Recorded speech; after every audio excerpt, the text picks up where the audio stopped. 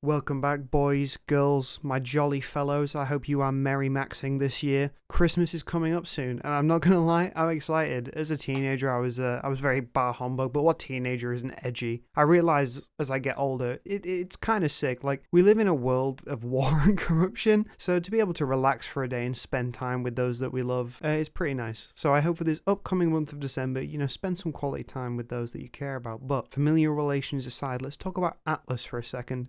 Atlas, the guy pushing the big ass rock up a mountain, a brilliant metaphor for the monotonous chore of life and consciousness.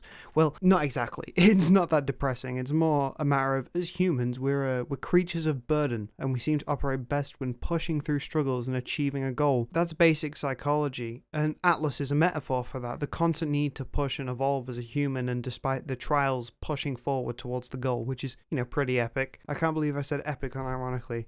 Anyway, we're all Atlas in our own ways, and we all have our own big ass rock. For some of us, it's our own demons, depression and anxiety and all the other beautiful ailments of the mind. And for others, it's their relationships with family, money, addiction, their excesses and their lack. Oftentimes, that journey feels very isolating, and I mean, it kind of is. Not to harp on the Atlas thing too much, but dude is literally pushing a boulder by himself. Although, seeing as we all have our own journeys, is it really that lonely? In the midst of depression, let's say, for example, it can be extremely isolating. Trust me, I've been there, but one thing I've always found helps is looking around, and you know what's going on with you, but you probably pass by 100 people every other day that all have their own trials and tribulations. And I don't mean that to say that nothing is unimportant and that you should undermine your own problems, but you are less alone than you realize. And I think oftentimes when you're in that mind state or you're in that headspace, you often isolate yourselves from those around you and believe that no one can really understand what's going on. But what happens when you fall off the horse, so to speak? You have that rock that you're pushing up the mountain, whatever that rock is for you, and then it falls, it slips, you slip. Well, that's when you're left with a choice. You either get back up and start pushing again, or you just give up. The old adage that you only fail when you stop trying is a common trope for a reason. It's a true one. Most sappy cliche quotes will provide more meaning than this whole channel. They are as common as they are for that reason. They do genuinely provide value. But to avoid repeating those same cliche statements, let's talk about something real. Motivation, effort, and productivity in the world that we live in today. There tends to be two sides from what I've seen. The actual, genuine communists, and those that tell you if you aren't working every second of your life, then you're just a waste of space and you'll never be anyone in this world. I think both have fair points as regarding to, working hard. But I think oftentimes reality lies between the two extremes that you'll encounter on places like Twitter. Working hard is important, yeah, and if you have a goal, you have to work for it. The higher the goal, the higher you have to work. But fulfillment is equally as important, and recognizing that your worth is not your achievements is a key part of that. I've said this so many times on this channel, but it's true. At the start of the video, I used the quote, creature of burden. And as I explained, that refers to having an aim or a goal and working hard to achieve it. And I also referenced our rock as an issue. But the beautiful thing about us is that we need problems. It sounds counterintuitive. It sounds like it's not beautiful, but it kind of is. We need them, and we will either find problems or we will make them. It's what's got us this far just by constantly seeking out things to either fix or destroy. It's inherently built into us. So if you have an aim or a goal, that can become your rock. And this seems to offset the other things that I have mentioned. But if you don't have an aim or a goal, that rock will become, the problems that we see very common in society today. I found when I'm focused on a task or a goal, that's generally when I'm at my happiest, as long as there isn't anything, outside seriously going wrong. But when I'm unaimed and I sort of do things day to day, that's when those issues seem to creep in. It's not as simple as that though. When the rock is going up and you climb that new peak, it's great, but that's not how life is all the time. You will be tired, you'll question yourself, you'll fail, but how you handle that decides a lot. Sometimes you'll slip. It's only human, but it's good to have a protocol in place for when that starts to happen, which for most of us is quite random. Well, at least for me it is. First of all, I force myself to keep doing what I'm doing, but lessen my intensity or pressure. If you're getting burnt out, the last thing you want to do is keep up what you're doing at full force.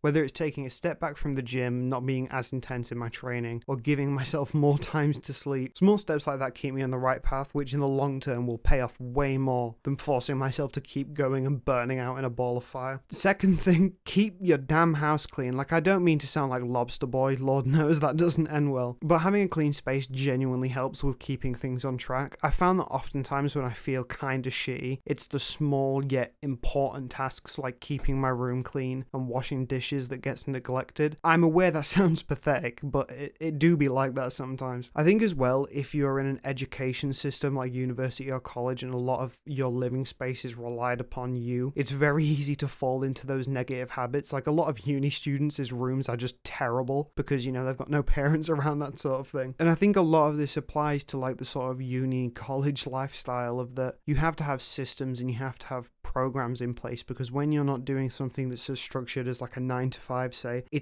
you're relying on yourself for things to get done, and it's very easy to not do the things that you have to get done. So setting a set structure like I have a 9 to 5 job, but setting a set structure that I have with like making sure I have a certain protocol in place if certain things start happening, it allows it so it's easier to deal with, so it's less stress, and then that stress doesn't, you know, come back in on you. And because stress is sort of like a snowball building a snowman. That thing will start really small, but the more you let it go, it'll get bigger and bigger and bigger, and it'll infect every other part of your life. And on that similar notion, I like to view things as a triangle. This probably sounds so ridiculous, but you have 3 base blocks, and that will allow you to build up the rest. For me, these are sleep, exercise, and nutrition. And if either of those pillars slack, that's when the other things begin to fall, because you can't like build a house on broken foundations. You can't expect to be able to constantly form if you're running off 4 hours of sleep at night. That's why I'm a huge fan of not constantly going 100%. As much as the internet will tell you that means I'm a loser, it doesn't.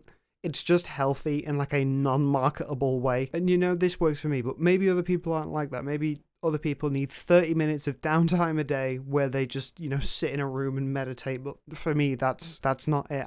I do not mind going full force for a few weeks and then, you know, having a day at the weekend where I just play Need for Speed or something. Or like learn Japanese, as I've mentioned. I think I've mentioned that in other episodes. But yeah, I'm learning Japanese.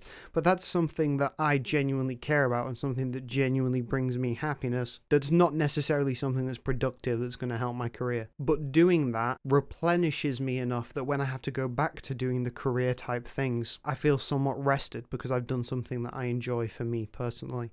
A lot of this channel is me just talking about fulfillment, and I do want to move it on to more story time type stuff every now and then, so it's not just heavy philosophy and whatever. But I do care a lot about fulfillment, so there's a reason that it's going to be brought up eventually. I mean, this channel is slowly growing, and I want, as this channel gets bigger, I want to be able to, you know, take in questions and respond, that sort of thing, like the YouTubers of past that I'm basing this channel of used to do, you know, Sark and Woody and jschlatt. I want to be able to build up a core fan base where we all talk to each other and we all give our different advice on our different problems. But I think that'll be it for this video. I've got some Modern Warfare 2 gameplay in the background. Oh my god, this game is difficult. You will see parts of this gameplay where I just get completely destroyed, where there's nothing that I can do about it. It was very difficult for my my gamer brain not to kick in and go like, there's an aimbot, I'm being hacked, that guy's hagging. But yeah, it was fun nevertheless. I'm on Plutonium on PC, so I could like get gold everything and stuff, which feels a little bit like cheating, but I think eventually I am going to get an Xbox and play them the legit, genuine way, because on PC you do encounter a lot of issues, especially, you know, with certain servers that don't have tighter regulation as others. But that'll be it. I hope you've enjoyed the Modern Warfare 2 gameplay, the past 2 videos.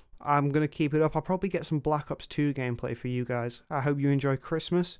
I'm going to try and get a video out on Christmas Day. Just a general discussion about Christmas over the years, story time maybe. Who knows? But that'll be it for now. You guys know the drill. Pull over if you get tired. And bye.